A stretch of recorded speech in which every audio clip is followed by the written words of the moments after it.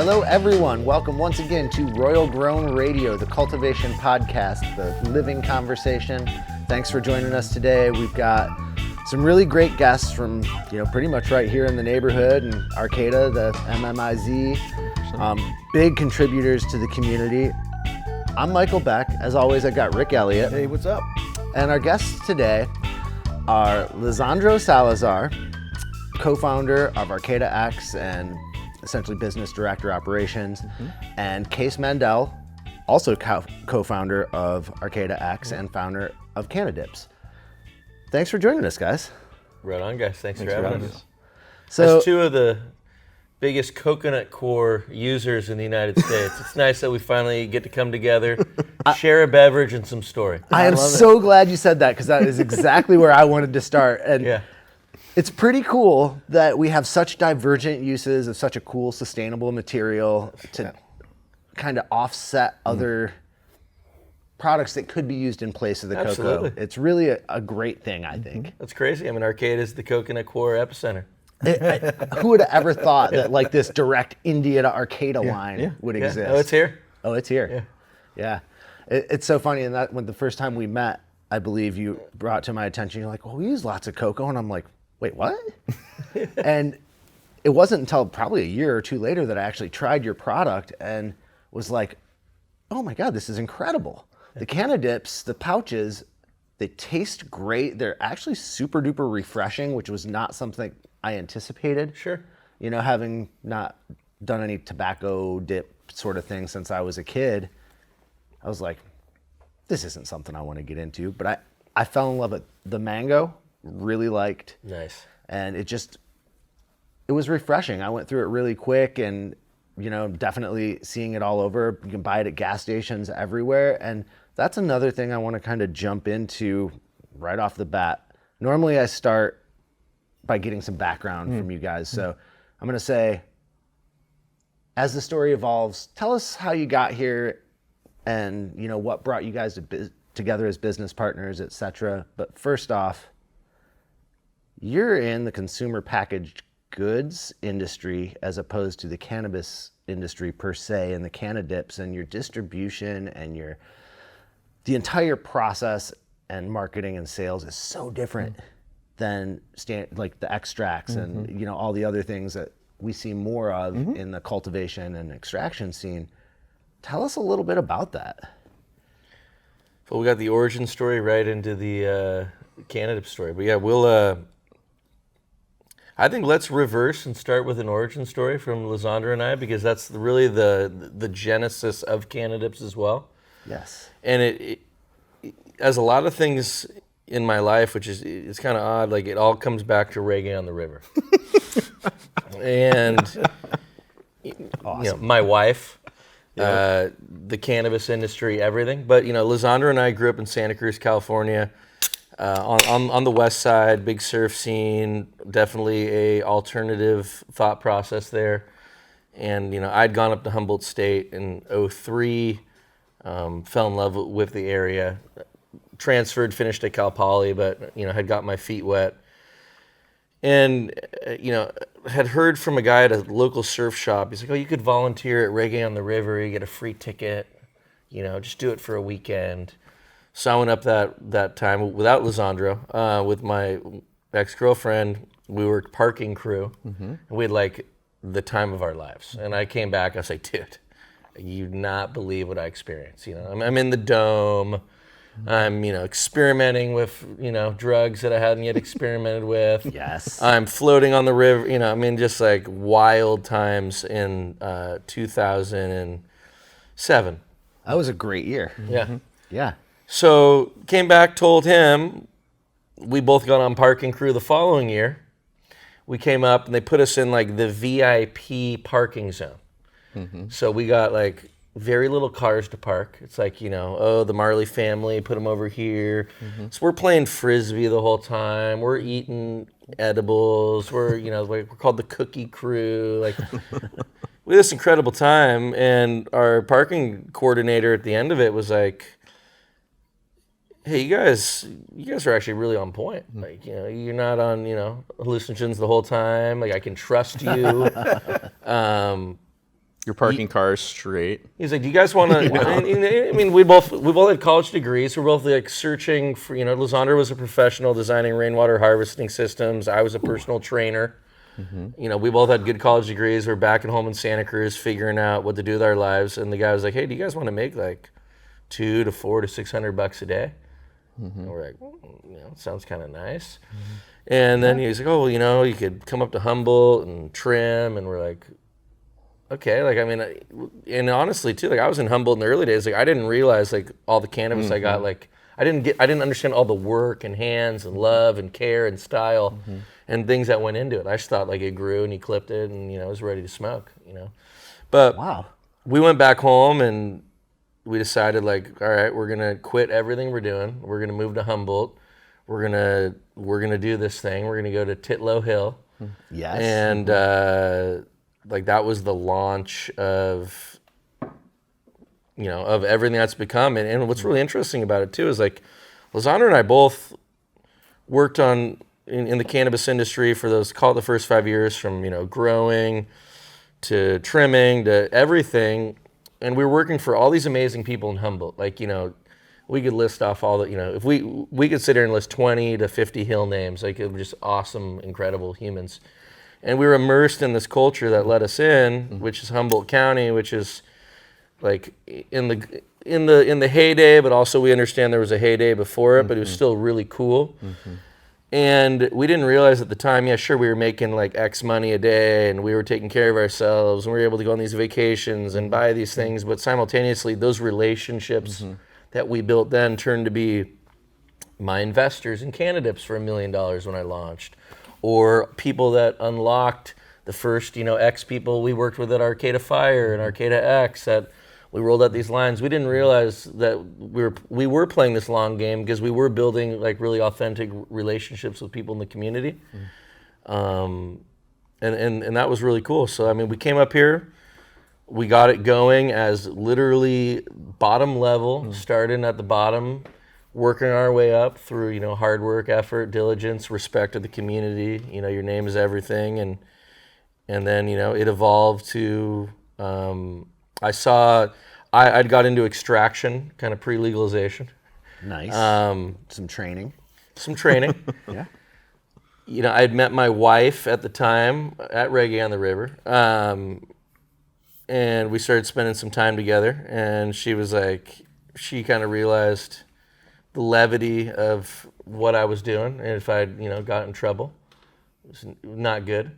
So she kind of given me the ultimatum early on. She's like, I'm really enjoying spending time with you, but like, if we're gonna keep going forward, you're gonna need to find like something else to do or take it to the next level. And that was like right when we kind of saw legalization on the horizon. Okay.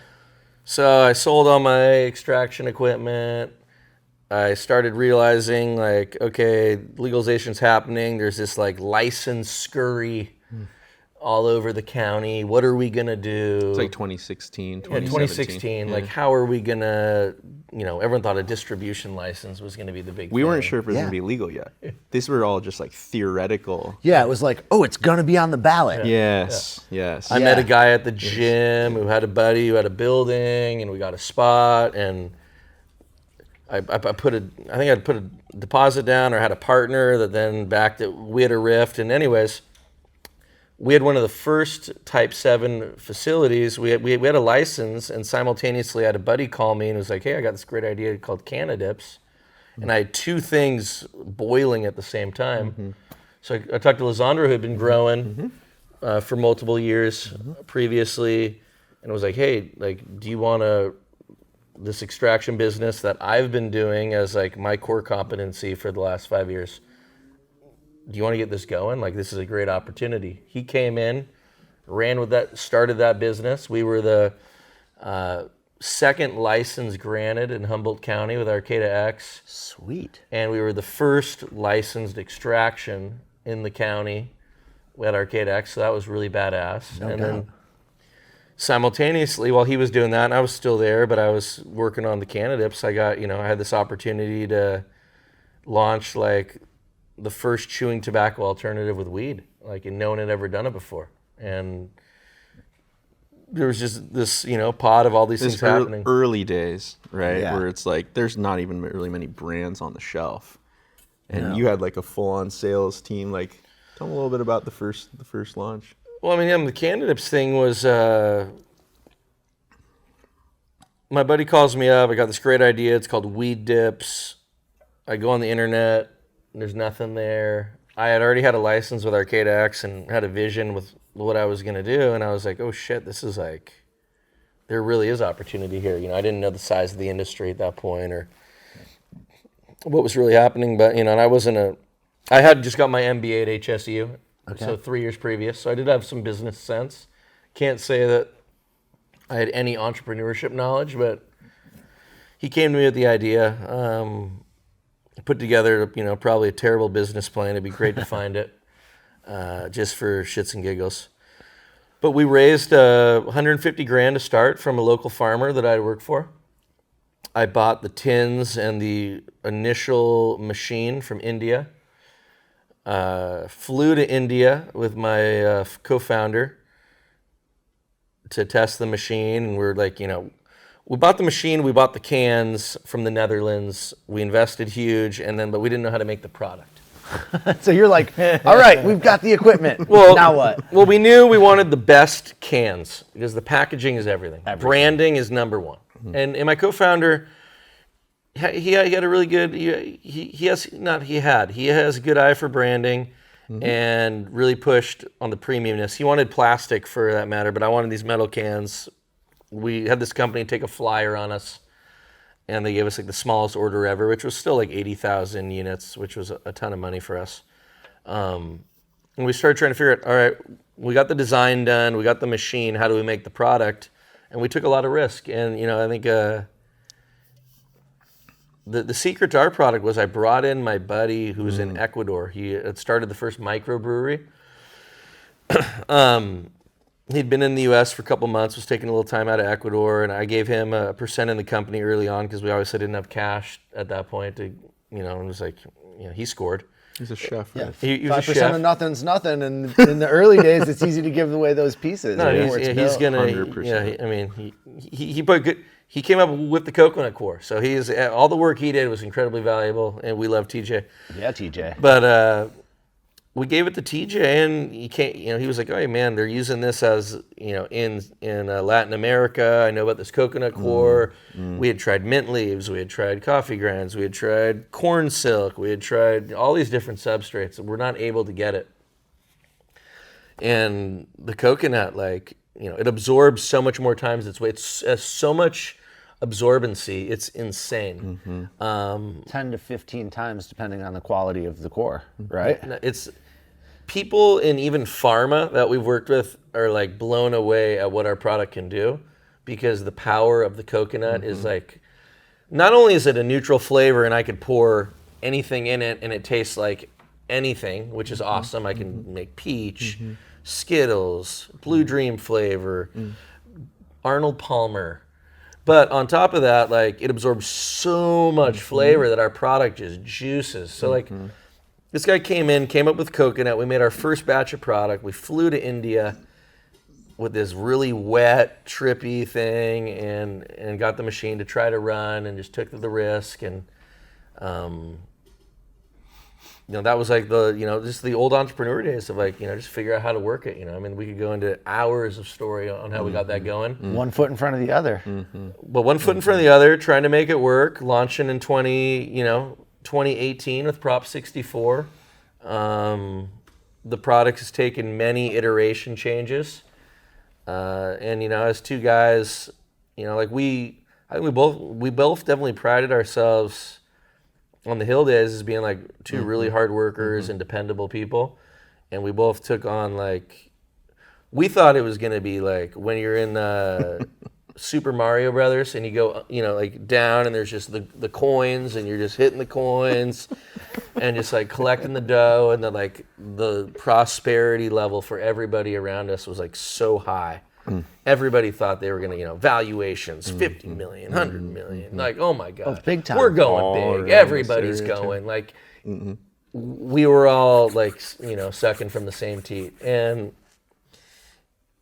to both be still sitting here, incredible, but like, the war wounds we've waged simultaneously. I mean, it's been into where we are now. I mean, we can go into a million topics, but it's been wild. I mean, and two guys from Santa Cruz to make it through working up the hill to launching two separate companies that do work together and brands and it's been incredible. It's super impressive to watch, and I like that you were kind of pointing out at the time that everybody thought that their thing was worth $1 billion.